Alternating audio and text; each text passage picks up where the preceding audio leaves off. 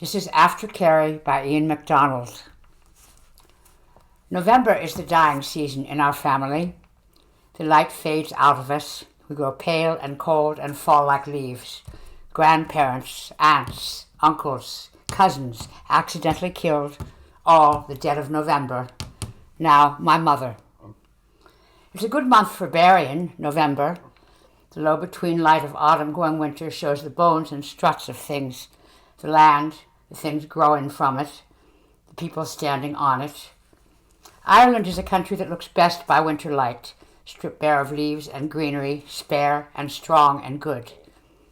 We buried Ma beneath an intense blue sky, the golden light casting long shadows on the grave grass from the marble Jesuses and alabaster angels and our overcoated figures around the hole. Family, the few living relatives, Father Horan. No friends. My mother had never had a friend she had not alienated in the end.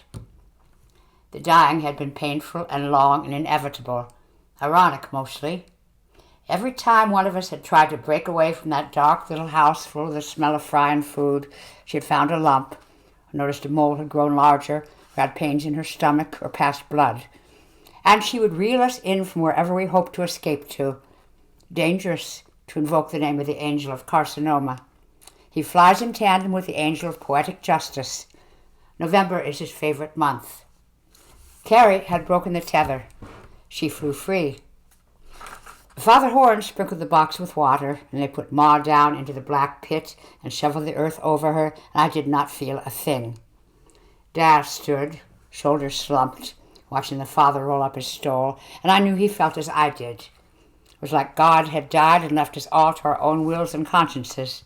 We could not believe the infinity of the universe we had been let play in. Louise was crying, shuddering heaves and sighs. She was doing it for those of us who would not. She probably blamed herself for the cancer somehow. A small flock of starlings dashed over the cemetery, symbol of a soul in flight to the ancient Greeks. Metempsychosis. She'd always hated it when she thought I was showing off. Mr. Too Big for His Boots knows everything, but knows nothing. Ma had never allowed us to enjoy anything she lacked, including education. We learned to temper our ambitions to her jealousy. The soul of Aeschylus, Ovid, Whitman, Haney, at the batch desk on the Allied Irish Bank. Metempsychosis, I whispered, because I was free to. What? Dad grunted. Transmigration of the soul, the spirit moving from one body to another. The birds turned with a flash of wings over the black chimney of the crematorium and swooped away, calling to each other. In the car park, Father Horan shook our hands with pleasing firmness. Another surprise. He drove away in a red Toyota sports model. I thought Kerry might have made it, Dad said. How? Seen the notice, maybe? We don't even know she's still in this country. It's been 3 years. 3 years of something more than silence. By gesture and expression and mood and sigh, Ma taught us that Kerry was dead, to her, and so to us. But you talk about the dead. You remember them, fondly or not. Their spirits haunt you. Kerry was an exorcised ghost, and never existed, an unconceived child. I called at her flat a few days after the night of the argument to convince her it was unnatural for a daughter to swear never to see her mother again.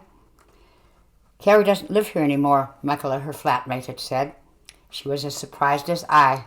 No warning, no preparations, no forwarding address. Gone. I can still see Kerry's room.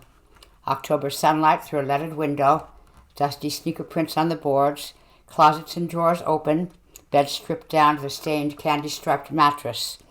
Rectangular pink nipples of sticky fixtures where pictures had been taken down, patches of unfaded wall underneath. The light struck a glint from the far baseboard. A brooch, a tiny silver-winged bird in flight, overlooked or a parting message. I still have that brooch. I called her job. She'd quit her job. Her boss talked to me as if, being blood of her blood, I was complicit in her disappearance. No notice, no explanation, no excuses, no point of contact. Gone. We could have found her. We could have contacted friends, lovers, workmates, asked at other studios if Kerry had approached them. We could have posted her missing with the police, watched for her face to appear on the side of the morning milk carton. We could have searched for her through the information net that weaves our lives so tightly that none drop through it. We didn't. On a brilliant November morning in the car park of the cemetery in which the mother I hated lay stuffed under wet soil, I understood. We were afraid to find her. That would have meant talking and questions and answers to those questions that might upset the miserable equilibrium of our family. Better to let one go than risk the unacceptable truth. Louise was sniffling again, little hanky job. The clan was holding her to him, but he knew the smell of political tears. Sean and Liam stood in their wedding and funeral suits, wanting Daddy to tell them they could go into the car. To them, Nan had been a horror of their noise, a list of do not disturb injunctions, dreadful chicken dinners they had to eat every last fragment of. They wouldn't miss her. No one would. She should know, Dad said. Kerry, she should know. About Ma? He shook his head. That she could come back. We want her back. It's all over now. It's all right now. She's gone. Maybe now we can be the family we should have been. Only what? I can't do it. I can't face her. Wouldn't know what to do. Stephen, would you? My family role has always been the burier of dead animals, the shoveler of shit, the cleaner of vomit. In latter days, the mediator, the ambassador. Another role now, the release of exiles. I have several other lives that orbit at varying distances around this one that is my day-to-day experience. The poet is closest, more a moon than another world. I can look at it, study its features, imagine how I might reach it someday. I'm some way toward it, building a tower of file block sheets and post-it notes up which I might climb if the vertigo does not overcome me. The great detective story writer is more remote, little more than Friday afternoon imaginings. When the clock drags, I try to think of a more satisfying Monday than the one in which I return to this desk and terminal. I could never reach that world. If I had failed to be the accountant I was expected to be, I could not possibly be a success at anything else. But the sun of this private, pre-Copernican universe was gone. The gravitations rearranged. I found I had become my own detective hero. I set out in search of Kerry in the way I knew best, feeling the vibrations of her passage through the web of digital transactions that is 21st century banking. This old Luddite moved his stylus across the mat and hunted for his sister. Windmill Animations, Kerry's erstwhile studio, was a customer of our Branfield branch. It's not even morally dubious to tap through into its records and access the payroll accounts. The guilt started when I used bank authorizations to locate Kerry's account in the Rathmines branch of the Bank of Ireland. The blank virtuality visors were one-way mirror shades, watching me, unseen. I've spent all my life feeling guilty about one triviality or another. A higher level of authorization to access the Rathmines account. Kerry had closed it almost 9 months ago. 2 more weeks and the inactive file record would have been automatically deleted. No outstanding debts. No credit arrangements, no explanation, but an address, a flat in Rathmines Belgrave Road, 5 minutes walk from this desk. Left at the Chinese takeaway, past the bus stop that did the past the bun shop that did the ecstatic eclair, past the overpriced mini-mart that had kept the same packet of oatmeal in the window so long the Scotsman on the front had faded into something by Andy Warhol. Across Palmerston Road, at the stop where I waited for the bus 5 nights a week. 10 houses down to the left, up the steps, ring the top button. My sister. I imagined all the pupils in the watching, knowing eyes behind the visors dilating in astonishment. When I left that afternoon, I did not stop at the bus shelter. I crossed Palmerston Road, went up into the terra incognita on the other side of the street. I did not expect to find Kerry still there, but I hoped. Because I hoped, I was afraid.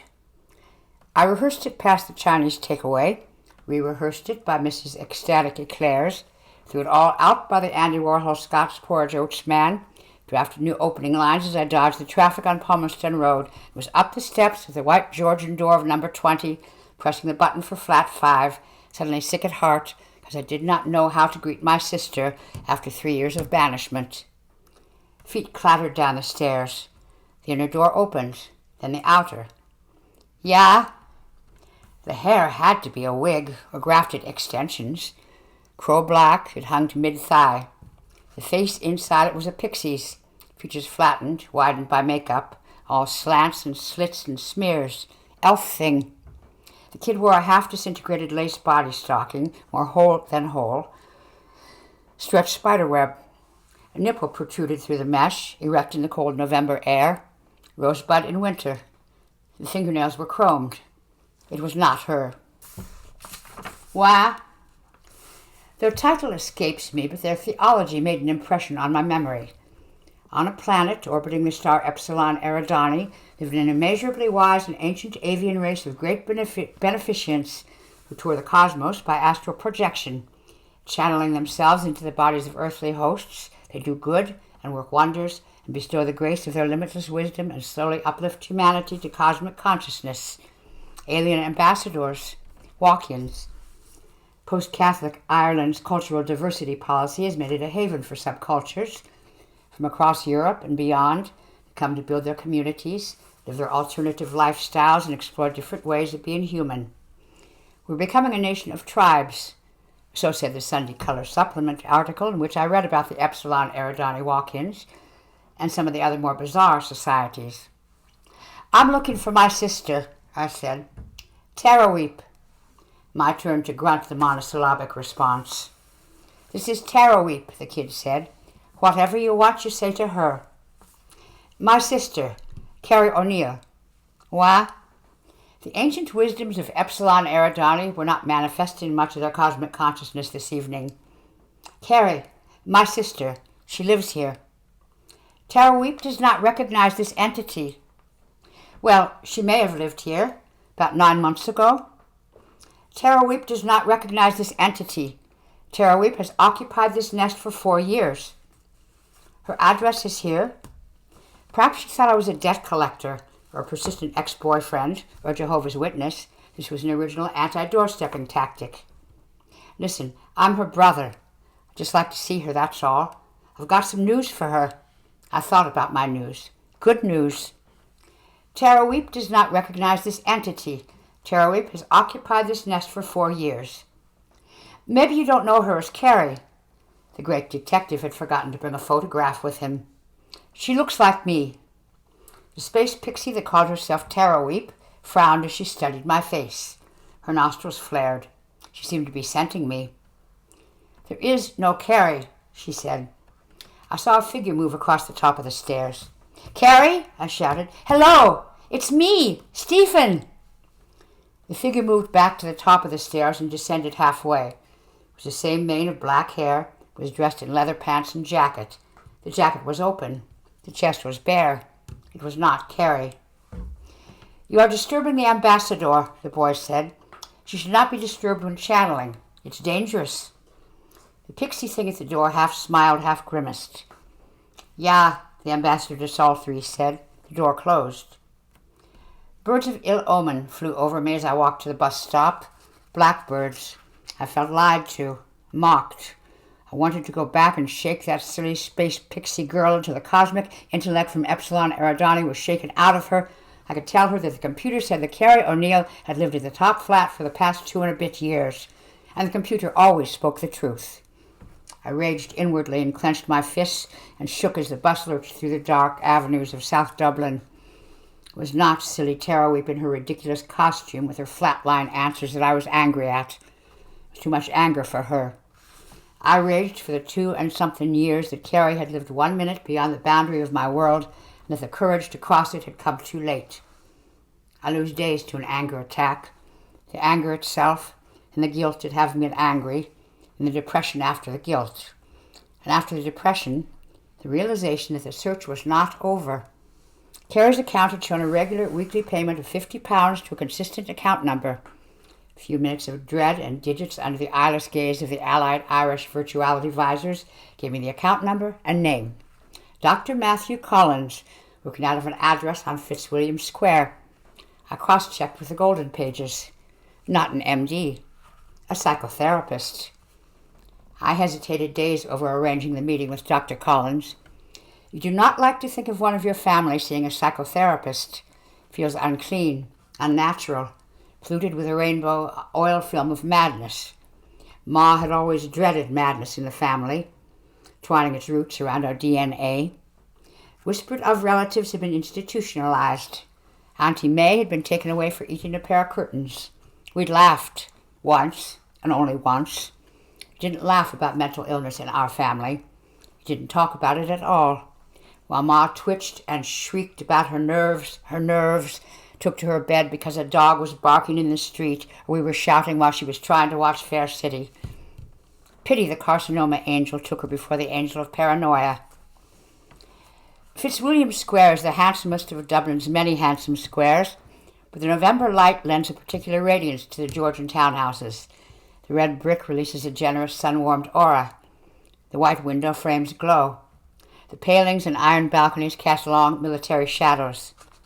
Dr. Collins' office was on the top floor. His consulting room overlooked the railed-off Key Park in the center of the square. A couple of valiant residents were making the most of the rare sun by playing out-of-season tennis in the little gravel court. I could hear the pop and thwack of the ball and the players' laughing voices. Dr. Matthew Collins was a fat, middle-aged northerner with watching eyes as black and buried as coals in snow. I didn't like his watching. Didn't like him. I didn't like my sister having confided all the wounding things of her life to this fat Ulsterman. I didn't like that some of these wounds were done by me, as brothers must. He knew much more of me than I of him. I didn't like that his watching eyes saw another damaged O'Neill. "So, you're looking for your sister." He leaned forward in his non-confrontationally arranged chair. "Yes." "How do you know she was coming here?" He took a cigarette from a pack of silk cut. "Mind if I smoke?" "Well, actually," he lit up. "So, I work in a bank. I did financial checks." "Impressive. For someone from your family background, it would have taken some doing." "Why do you need to find her so urgently?" "To tell her Ma's dead." "And what?" In the words of the immortal Louis B. Mayer, if you want to send a message, use Western Union. There's more to it than a death notice. What do you really want to tell her? There was a single cheer from the tennis match in the square. Key point taken. That she can come home. It's all right. Ma's gone. Now we can be the family we should have been. What makes you think you can start now? Have you the emotional resources to be a family? The only thing that held you together was your common fear and hatred of your mother. Now she's gone. What have you got? I said nothing for a long time. Collins watched me with his anthracite eyes. The sun came around, shining through the latticed window, illuminating the rows of battered paperback psychology texts on the dusty shelves. Cigarette smoke coiled upward like a spirit. "You know, I've been working with Kerry for almost 9 months," Collins said. "I just thought you might have an idea where she went." "You been to Belgrave Road?" "I have." I should tell you that Kerry did not complete the therapy." Another long silence, listening to the cries of the tennis players. Collins lit another cigarette. I said, "Dr. Collins, what were you treating Kerry for?" He took a long drag on his smoke. "You've been to the house. You'd find out eventually. Your sister came to see me in 2003, presenting early symptoms of type 4 dissociative reaction." "What is that, Dr. Collins?" "A person divides his or her personality into sections, begins to use different sections in different social contexts. In the advanced condition, alternative personalities can form." "Are you telling me that Kerry was suffering from multiple personalities?" "Could have suffered. It's a latent trait in about 7% of the population, usually the most creative and self-fulfilled." "You're telling me you were treating Kerry for multiple personalities?" "Not initially, no. She presented with symptoms of depressive illness. It wasn't until therapy was well advanced that I began to notice discrepancies in her reactions in sessions." "Discrepancies?" "Body language, nonverbal cues, emotional reactions, the way she'd dress, do her hair, her makeup, her mode of talking, type of answers she'd give, shifting emphasis on childhood experiences." "These would change from session to session?" "Yes. The discrepancies widened as therapy progressed. I thought you were supposed to be making her better. Therapy digs deep. Old wounds bleed. It can be a threatening experience. I'm not one of those happy-clappy Dr. Loves handing out Prozac like candy. I'm just an old-fashioned, talk it out one day at a time, sweet Jesus, cognitive grunt. It works. It changes things. It lasts. But not for Kerry. No. Would you tell me if you knew where she had gone? I would tell you. You could try the flat again. They won't talk to me. They don't trust my profession. Emphatic onlys are the enemy. They might talk to you, especially as you share your sister's genes. I tried the flat, I told you. Try the flat again, I said. Things change. And if you do find her, let me know. I'd like to know how she's doing, if she's whole. Now, if you'll excuse me, I've got a paying customer in 5 minutes and I need to get ready. The sun shone through the fanlight above the front door, casting a half-wheel of light onto the stairs. I passed the tennis players in the street, 2 women in sweats and ponytails, their game finished. I beeped my car alarm, and starlings rose in a clatter of wings from the branches of the trees in Loch Fitzwilliam Park. A sudden autumn, a denuding of leaves. Lights were lit in the top flat of 20 Belgrave Road. I could hear the music from the street. A girl with shoulder-length, bobbed blonde hair, wearing a shift dress over tartan tights, finally heard my ring over the bass. Hello. Could I speak to... I hesitated. Taraweep? Who? Taraweep. No one here by that name. I talked to her 3 days ago, right here on this doorstep. The girl studied my face, frowned. The creases in her features revealed her. You, I breathed. It was you, Taraweep. I suppose the walk-in walked out again? The girl looked blankly at me. I'm Cleonid. Taraweep is... It's kind of hard to explain. Just that if she met you, only she is going to remember you. Things she remembers, I don't. Things I remember, she don't. Another self, a partitioned personality, alternative lives. Type 4 dissociative reaction, Dr. Collins had called it. I'm trying to find my sister. She lived here. Cleonid Taraweep examined my face again. The Cleonid self spoke differently, carried herself differently, used different body language. Different person. Her eyes widened. Kerry, you remember her? You're so like her. You could be twins. Sundered selves, twins. Oh, God, yes. You're Stephen. She talked about you. Do you know where I can find her? Find Kerry? No one can find Kerry. Kerry's gone. I felt my heart kick like a worm of ice and iron heaving inside its ventricles. Seeing my look of dread, Cleonid hurried to add, Geez, everything's so linear with onlys. It's complicated. I really don't know where she is now, your sister. There's a guy who might. Fergal. Kerry knew him. He's sort of on the edge of multi-society. There's a pub down in Temple Bar. Daly's? I didn't know it. Cleonid gave me directions. I'll get in touch with Fergal. I'll meet you there about 9. Will I know you? You mean, will I know you? Will I be Cleonid, who remembers you, and Kerry? I'll know you. The cycle lasts about 4 or 5 days. I'm at the midpoint now, so you don't have to worry. I'll be Cleonid for a while yet. Cleonid. The girl had been closing the door. Kerry, was she like you? Multi. It's just a word like gay or lesbian. Hey, don't you know everyone's a tribe these days? Everyone's a minority. Kerry, was she? I suppose. Is she? Not anymore. I'm sure of that. I tried to wear Cleonid's worldview like a pair of tinted glasses as I went down into Temple Bar.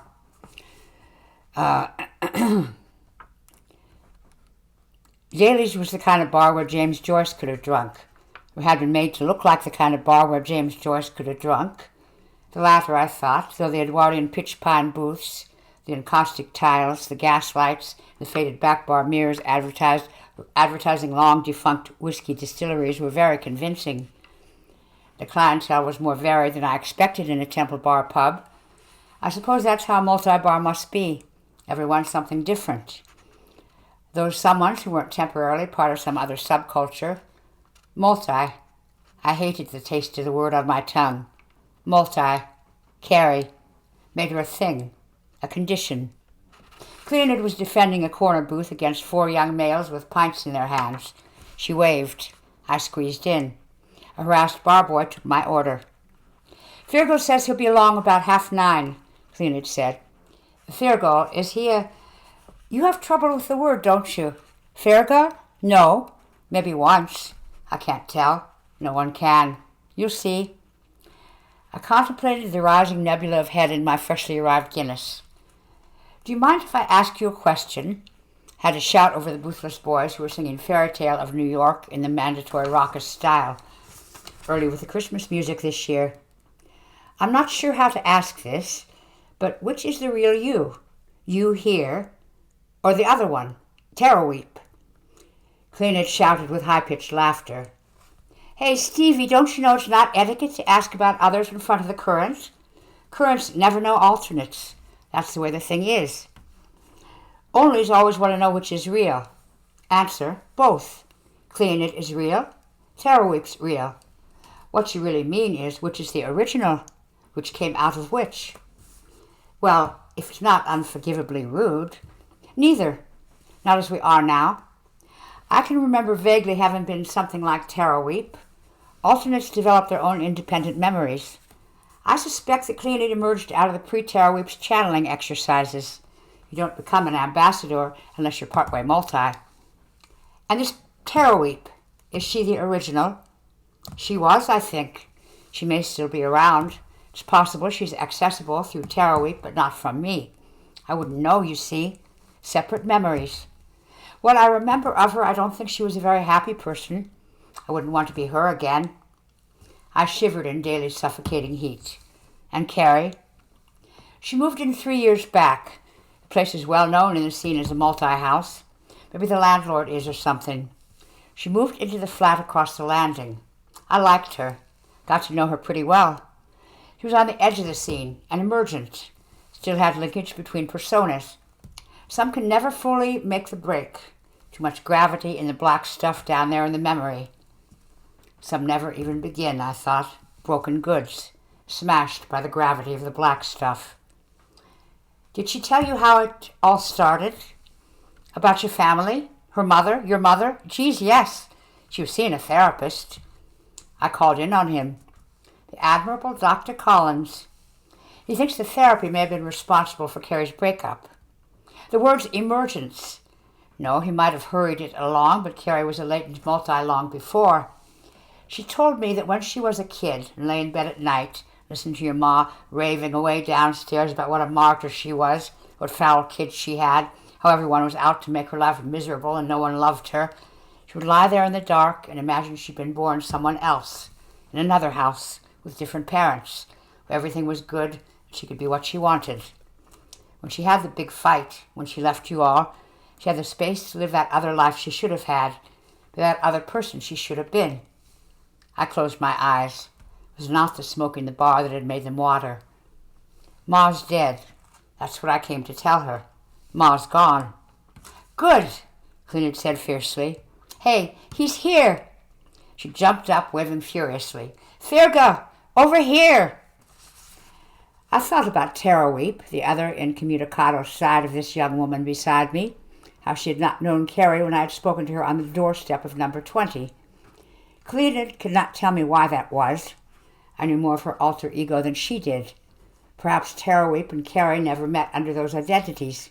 Terrorweep only knew the Kerry that should have been, whatever her name and nature. Fergal was as Fergal should be, slightly out of date, shaved head, tuft of chin beard from the Seattle look of over a decade ago. Unless what goes around has come around down in Temple Bar. Had a Cork accent. He drank Beamish, as a good Cork man should. I watched him as he talked and could not dislodge the idea from my head he had had sex with my sister. Kerry, yeah, came to us 8-9 months back. Us? Everyone's an us these days, friend. We're a group, a project over in Mount Joy Square. A multi-community? Beyond the multi-scene, Fergal said, for multis who don't want to be multi anymore. She never really was, Stevie, Cleaned said. She hated going back. Couldn't bear it that she would have to go back to it in the end, to what she was, the black. Found us, Fergal said. They do. Don't advertise. Keep ourselves to ourselves. Word passes. We could do this thing she wanted. Not cheap, but price okay to her. Her bank account was closed. That was you? Standard practice. What did she buy from you? Complete new life. Identity, history, memories, emotions, personality, everything. I thought they were fictions of films, those moments when the camera zooms in on the face of the hero while the background pulls out to infinity. They aren't. Art imitates life. The camera in my skull shrank the noisy, pushing bodies in Daly's bar to distant, buzzing insects. Cleena touched my hand. Felt like mist. Her face swam before me, at once remote and enormous, like a face painted on the side of a blimp. She was speaking. Okay? You okay, Stevie? Fergal, is he all right? Daly's resumed its proper dimensions of sight and sound and smell. God, I whispered. Fergal, Cleena had said urgently. Lot to explain, Fergal agreed. This isn't the place. Easier to show. She's all right, your sister. Believe me. She isn't hurt. Wouldn't hurt anyone. Anything. But you should see. Then you'll understand, maybe. The electric cab left us at the tenement in Mountjoy Square. The driver charged us wrong end of town prices. The steps to the tenement stank of urine. I think it's compulsory. As we climbed a spiral of worn stone stairs, Fergal explained that his project owned the whole apartment block. It needed somewhere big and cheap. The equipment. He paused on the first landing to call 5 names. Kerry's was not one of them. His voice echoed in the big cold stairwell. Tracks of condensation ran down the glossy institutional paint. A door opened on the next floor. A head appeared over the banister. A girl, shaggy blonde hair, age indeterminate, terrifyingly thin. Fergal, I remembered. Bray Beach. And they were there, all of them. But they never existed. She giggled and disappeared. The door closed loudly. Trina's a transient. The name was not one of those Fergal had shouted out. We're mostly transient, nature of the community. You pass through on your way from somewhere to someplace better. And you, I asked, permanent, eternal, day oneer, invented this place. At least that's what I remember. Didn't understand why he smiled. And Kerry? I asked. He nodded up the stairs. Fergal took us to the door at the top of the stairs. We entered the room beyond. It was dark, but the acoustic and the chill of the air suggested immense size. The lights clanked on, battery by battery, heavy-duty industrial floods. White light, white room. The old tenement attic, the length of the whole building. The thing in the middle of the floor was white, too. Fergal's footsteps echoed in the big white space as he crossed the floor to the machine. A faint pulse beat of street rhythm transmitted through the row of skylights. Fergal's expression as he stood before the device was a combination of pride and awe. Cleaned as she ran her hand over the white scanning ring, bewilderment and disgust. The sheet on the padded vinyl surface was white and neatly folded down at the top. Most of the work was already done by the end of the century. Complete map of the human brain, scanned in sections by one of these things, axon by axon writing diagram. What fires in response to what stimulus? Took us to make the concept jump. What can read can be taught to write. You use that thing, scanner, to rewrite memories. What are we but what we remember we are? We came up with a new model of the brain, an imaging system. Memories move through the brain along established paths of neural activity. We, I said, 6 neuroscience researchers with a vision and some money. Imagination, my friend, that's all it takes. Imagination is the sister of memory. Imagine that other life, that other friend, those other relatives, parents. The scanner identifies the activated neurons and imprints the image into memory. Single neuron EM induction, like making photographs from negatives. The long, dark room of the soul. Fergal fished a translucent plastic pharmaceutical tub out of his pocket. Such was the power of his metaphor, I thought for a moment it was a film can. He popped the lid, scattered white pills on the white sheet. The The pills were stamped with the image of a flying dove. Acetylcholine activators play a double function in the process. Reinforces imprinted memory while depressing the existing engram on that site cluster so there's no conflict of memories. Beautiful. Remembering and forgetting. After a couple of months, the memories become independent of the imagination. Like Trina down there in 33. Works best on those with fugue state tendencies. Got a complete alternative personality with ready established memory routing, so much the better. Takes about 4 months for new memories and personality to become permanent. About 6 before the old memories and personality are supplanted and erased. One thing we can't erase, what we call the cognitive discontinuity. They remember the process of imprinting, but not why they came here. Kerry? I asked. She's gone, man. Not here anymore. He was smiling. He was proud of what he did. He was a savior. Jesus of the ganglia. Believe in me, be born again. A Jesus that stank of Beamish and cigarettes with a fistful of pills. Suddenly I wanted very, very much to plant my own fist in the middle of that loop of beard around his mouth.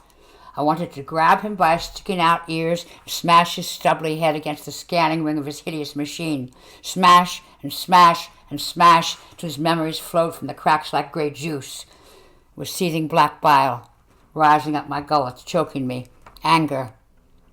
Cleaned saw my clenched fist trembling. She did not speak. I did nothing. Again.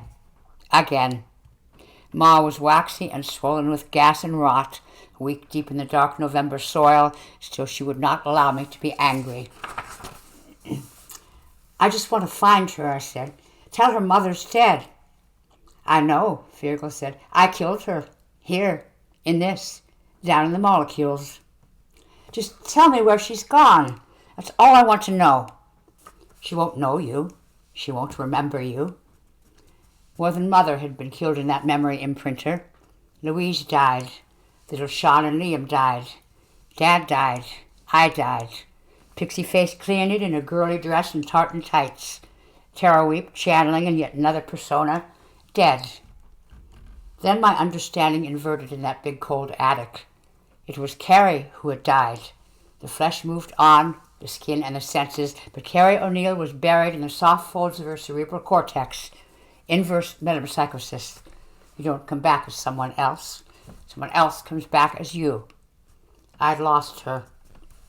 I was out of the attic and half a flight of stairs down before I was aware of Cleanid's heels clattering after me. I heard them stop and her shout out, "Why don't you just tell him?" I turned and looked up the stairs. Virgil was in the open attic door. What good would it do? What hurt would it do? Virgil's laugh was coldly resonant in the stairwell. You ask me that, Cleanid Taraweep? Multi asked me where the hurt is in something coming back from your former life. The black anger inside me was just cold, hard sickness now. Gone. What former life? Cleanid shouted. There is no former life. You took it away. There's nothing to hurt her. But even for the chance to just see her, why hurt him? Virgil closed his eyes, rubbed the palm of his hand across his beard. He sighed. His breath steamed. We got principles here, you know. Hell. She's a 12 Willows community, up north, a place called Ballydrain, County Down. Dara. She's called Dara. Dara McGann. She won't know you. Understand that. Be gentle. You hurt her, I'll find you, friend. I wouldn't hurt her, I said. I'm her brother, her family. Family hurts hardest and deepest, brother. Time, and excuses. 10 days lost. Too busy at work. Couldn't get time off. Pre-Christmas rush starting. Ma's estate to settle. Excuses. 10 days while I debated the rights and wrongs, to the pros and cons, decided for and against a dozen times each day, made my mind up one way and then the other, then changed it again, about going to see Kerry, Dara. And the calendar told me this morning, Saturday morning, it was December come Monday.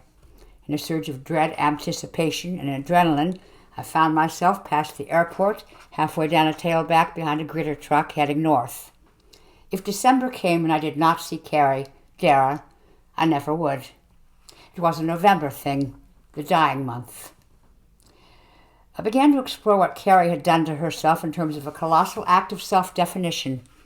I am what I choose myself to be. I reject the self that is chosen for me, the ma-made self, the uncertain, fearful, malleable self. I annihilate it, down among the neurochemicals. I erase it with precise pulses of electricity and build in its place the self that I invent. We are a tribe of putter-uppers, we O'Neills. All we ever had was a choice of hells, so better to endure the lesser than risk the possibility of a greater. Put up, shut up. Kids don't know that this is not normality. This is not what family life should be. We can't be unusual. Must be the same for everyone else, and then don't complain. Put up, shut up. Such conditioning can only be undone as deeply and painstakingly as it was done, molecule by molecule, cell by cell, memory by memory. It's true what the women who do it say. It takes more courage to leave than to stay. Kerry Darragh, I must not think of her by that other name, motivations were clear and honest. My own were obscure. I had realized when Fergal showed me the machine in the tenement attic that my role as bearer of news and repealer of exile was meaningless. I had no reason to find her. She had no reason to be found. Except that the detective self could not walk away from an incomplete case. Except that my appearance out of an erased past, bearing dubious gifts, was no more selfish than Kerry's valuing me so little she could blithely uncreate me. I wanted to see her. I wanted to know that my sister's flesh still walked and might talk to me. Once might be enough.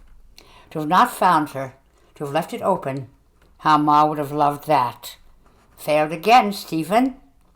That last fence would always be too high. Kerry's courage was to transform. Mine was to find out what she had transformed into in November.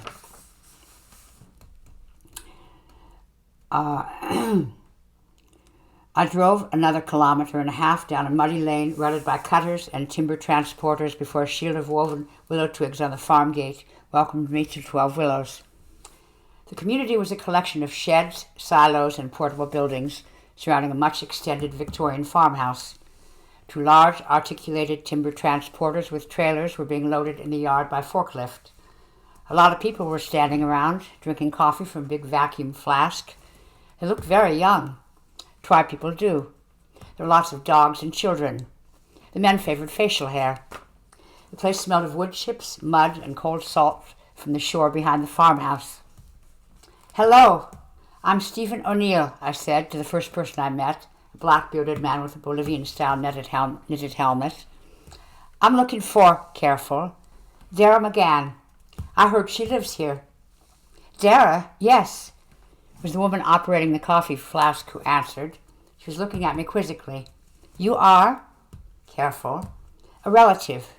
The coffee woman nodded. "Close relative? You're the spit of her." "We're all like peas in a pod, us O'Neills, McGanns." "I can see that. Coffee?"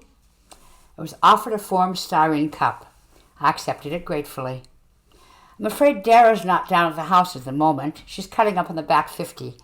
Can't say how long she might be. If you like, I'll take you up there on the quad. You'll never find it on your own." Another offer gratefully accepted.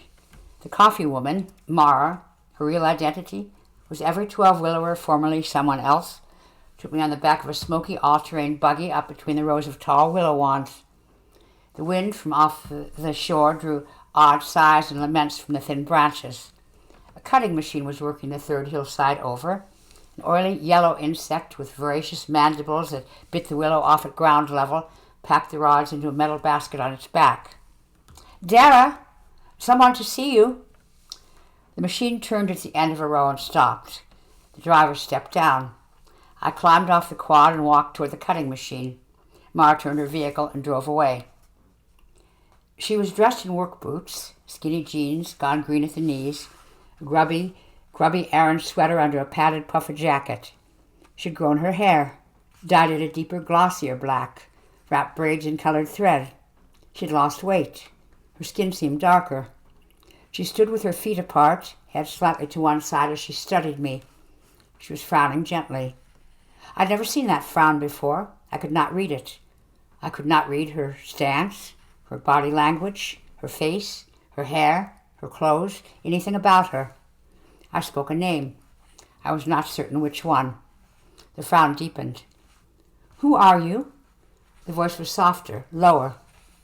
A relative. I don't remember any cousins like you. What's your name? Stephen O'Neill. Her face was suspicious now, her stance aggressive. Just who the hell are you? I don't know you. Don't you recognize me? I see your face. You look like me. But I don't know you. I don't remember you. Who are you, Mr. Stephen O'Neill? I could walk or I could speak. There was another fence right at the finish, the highest fence of all.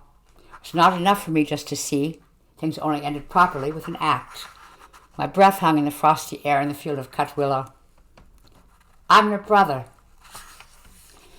Dara lived in one of the mobile huts outlying the farmhouse.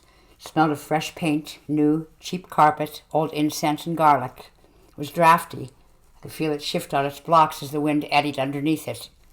The one redeeming feature, and a considerable one, was the panoramic view, the panoramic window overlooking the shore. Beyond it, the sudden startling lone hill of Scrabo surrounded by a tower. I watched the Brent geese move across the sand before the incoming tide, searching for eelgrass. Dara made herb tea. Kerry had despised herb tea. There were not many things in the chilly cabin, few of the accumulated impedimenta of a life. You've got a bloody nerve. I clutched my herb tea and struggled with a quiet inner strangling of guilt. This is my life, you know. My life. I say what happens in it, and I don't want people barging into it telling me they're my long-lost brothers or whatever the hell else relatives are out there. If I'd wanted a brother, I'd remember a brother. All I remember is cousins. I'm an only. I winced. You don't remember me at all? I remember the discontinuity. I remember Feargoal and the others, and the Mountjoy Project. The scanner. Memory damping pills with doves stamped on them. You've been there? Yes. How else could I have found you? Jesus Christ, man! Did you ever stop to think that maybe, just maybe, the reason I did all this was because I didn't want to be found? I see your face. I see the similarities, and I know, intellectually, there was another life that I can't remember. I believe you are my brother from that life, but I don't know you. For all I know, you could be the reason I don't remember you. You could have raped me 6 times a night. I don't know. I don't want to know. Or you could have raped your sister, I said, careful not to spill any of the anger within. Yes. Or murdered her. Or murdered your mother. Yes. You could have done anything. There could be any number of reasons for you to have done what you did. Yes. You don't know. You can't know. You have to trust me. See, the truth is, you did murder someone, Dara. You murdered my sister. For an instant, I thought she would smash me across the face with her mug of herb tea, or at least throw me out. I'd never seen such darkness in Kerry's eyes, but I held her gaze, and the moment passed. Held the gaze for a long time. Do you want to know? I asked, so that you will have no doubts. Can't hurt you. It's only a story. Do you want to hear it? Can I believe you? Yes. Tell me. I told her. It was a long time telling. It was not a tale where a few spectacular scenes would summarize and explain all. It was a slow, dripping tale of 1,000, 10,000 tiny things, hour in, hour out, year in, year out, that wore away any sense of worth or individuality or hope or dream. 10,000 stupid things. Ma's tantrums, her packing her bags and storming after her sisters every time we would not eat her cabbage. Food control, only giving us things we hated to eat. Screaming fits in our teenagers, when we would unexpectedly not come home for dinner. Being made to sit until the grease coagulated on the plate because we would not finish our Sunday dinners. Her inability to perform any domestic chore. Clothes unwashed, or never ready when you needed them. House unvacuumed and undusted. Dishes unwashed. But if you tried to help, you were bloody bitches and bastards trying to show her up. Personal hygiene, she stank. She would only wash if she was going out. She begrudged us hot water, shampoo a luxury, toothpaste outrageous. Yet she told us our teeth were black and rotting in our heads and threatened us with a dentist who would rip them all out and give us agonizingly painful dentures. I remember, I will never forget, the day I saw her in the bedroom reaching down into her pants to remove a sanitary napkin. But when Louise and Kerry started their periods, she refused to buy them feminine hygiene products, give them cutting ironing board covers to slip into their gussets. Always someone else's fault. Dad's for being a feckless husband and not earning as much as Mrs. Downey's next-door husband, for having to be married to him, not Mr. Donnelly, the chiropractor, who would have amounted to something. Ours for being bad, ungrateful, bloody bitches and bastards, for living in Finglass many stations lower than she expected of herself, where the neighbors did nothing but talk about her, that Mrs. O'Neill thinks herself too good for the likes of us. The bloody bitch, never content. Everything you did was wrong. Right things were wrong, or she made them go wrong. Never a trip out or a holiday she didn't ruin. Never a friend of ours she didn't disapprove of, or whose mother she did not envy. Never proud of us. I, the underachiever, expected to be an accountant. Big house, big family, big future. Reality, a job in the bank, a flat in Dartry, single at 32, a dream of poetry. Louise to be a spinster primary school teacher. Kerry, nothing. Imagination ran out of the inconvenient third child. Maybe a job in a shop. Maybe married. Certainly not college education. Certainly not 5 years in Dublin's top animation studio, producing award-winning pieces for ads and title sequences. Certainly not Dr. Collins' Fitzwilliam Square office, with a flat across the landing from Cleonid Taraweep in the house of multiple personalities, with a brain scanner in the big dark Mount Joy tenement attic, or a winter hillside of green willow. The light ebbed from the sky. The tide grew full, and the geese moved ashore to roost among the tussocks of salt grass. Dara moved about the room, lighting candles. I sat in the center of a constellation of tiny flames, shaking with emotion. Jesus, Steve. Stephen. I'm a Stephen. Always was. Stephen, I don't know what to feel. What you told me, no kid should have to go through that. It shouldn't happen. It's not right. It's against everything that's right. But I can't feel it. I can feel it for you, but not for me. She wasn't my mother. She's not what I remember. What do you remember? She took a deep breath. I remember a white house with black paint, gravel drive, trees around it, a garden with hidden places where I played. No sisters, no brothers, lots of friends though, lots of cousins. I remember a dog named Barney, a cat called Cat, who slept on my bed though I wasn't supposed to let him. The sun shone a lot. Summers were hot. Winters were ice and snow. You could hear trains in the house if you opened the windows. The sea. The kitchen smelled of coffee and baking and something I realize now is garlic. There was a big rotting Victorian wrought iron conservatory on the sunny side of the house, full of ferns. Mom would work there in all seasons. She was a writer. I was scared of her computer when she got it. Thought it would pull me in through the screen into the gray nothingness behind. Dad was in money, somehow. I'm still not sure exactly what. They were big, my parents. Not physically, emotionally. Big happiness, big laughter, big joy, big anger, big love, big hate. They sent me to dancing lessons and drawing. They came to my school nativity play. They stuck my paintings up on the fridge. They listened to me read my school stories. They watched me dance in the conservatory. They gathered shells with me on the beach where we walked Barney. They gave me driving lessons. They were okay about lending me the car. They tried to get me to call them by their Christian names. They tried not to dislike my boyfriends on principle. They were glad when I went to study art and video. They came to my degree show.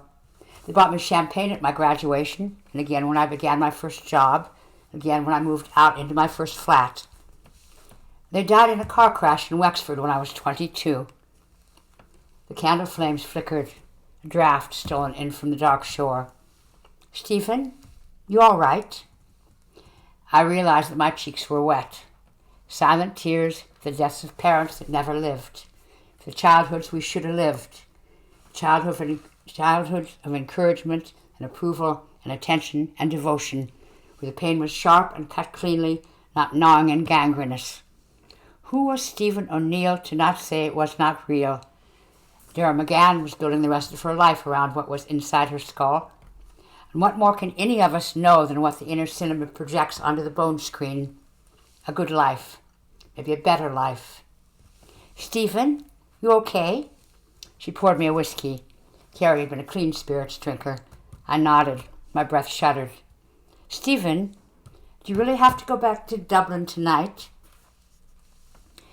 Dara's sofa was hard, her bed throw thin, her cabin chilly. I slept like a god resting after creation. We'd made it late over to the big house the night before. Eating was communal at 12 Willows. A couple of van loads had already gone into nearby Newtoners in search of nightlife. Enough stayed behind to scrape us together 2 platefuls of leftovers, a couple of bottles from the community cellars. The food was vegetarian and very good, even to an unreconstructed carnivore. After much Guinness, instruments were broken out. We played and sang our way through the hoariest numbers in the old Folkies and Aaron Sweater songbook. They do it at the drop of a hat when there were sojourners in, Dara told me. Picking my way over the frost back to her cabin, I realized a strange thing. I was happy.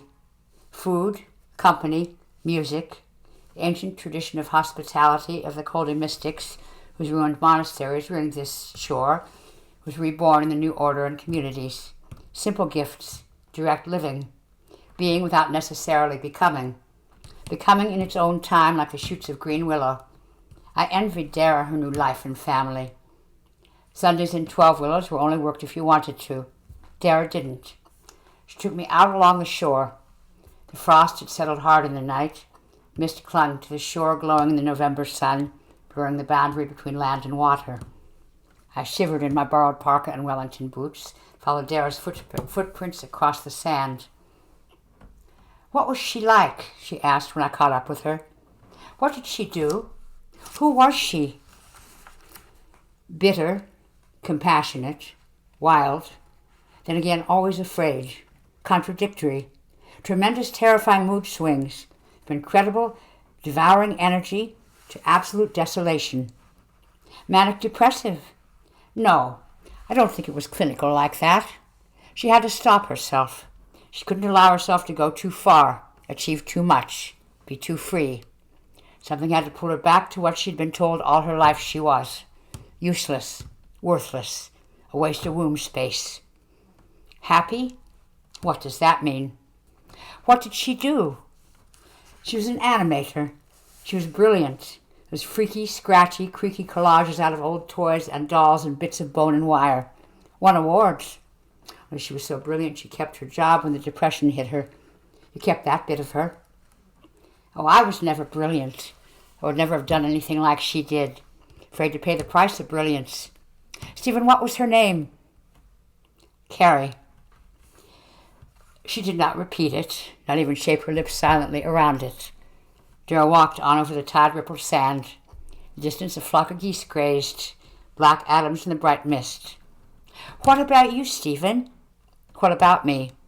Happy? I have a job I hate, no friends, can't get a woman, bursting for a shag, don't get out, going nowhere. And I find my sister has changed into another person, does not even know who I am. Who are you? In here. I touched my hand to the parka quilting. I don't know. What would you like to be? The words came in a rush like many wings. A poet. I blushed instantly. Dara saw it and smiled. What's stopping you? I knew the answer to that, but I was not brave enough to speak it. Dara continued. There are 1,000 places like this where you're allowed to be whatever you want to be. 1,000 ways to be Stephen O'Neill. I stopped walking. Water oozed from the sandy impress of my borrowed boots. Dara, there's something I'd like for you to have. Something that was Kerry's that she left behind. I fumbled out the silver bird brooch. Dara looked at the tiny, exquisite thing in the palm of her hand. Transmigration of the soul, I said. Curlews called unseen in the mist.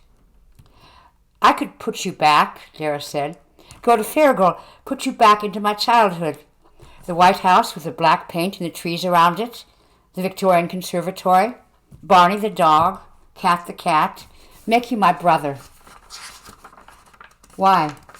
I like you. You're you. My brother. I need you, I think. Dara, I wouldn't fit into your childhood. Stephen O'Neill comes from that other childhood. What you remember could never produce me. Dara winced. Her hand closed on Kerry's silver bird. Consider us separated at birth, I said. Orphans adopted into different families, separate lives, intimate strangers, learning about each other. Because you aren't Kerry. You are the sister I should have had, but I never knew. Yeah, Dara said. She opened her hand and looked at the brooch. Then suddenly, stunningly, she drew back her arms and threw it out over the sands. I saw it glitter in the sun. I did not mark where it fell. We walked back against the tide flats toward the low willow-colored hills, following our water-filled footprints. Behind us, the feeding geese rose up and passed over us in a long, straggling skein, calling to each other as they flew north.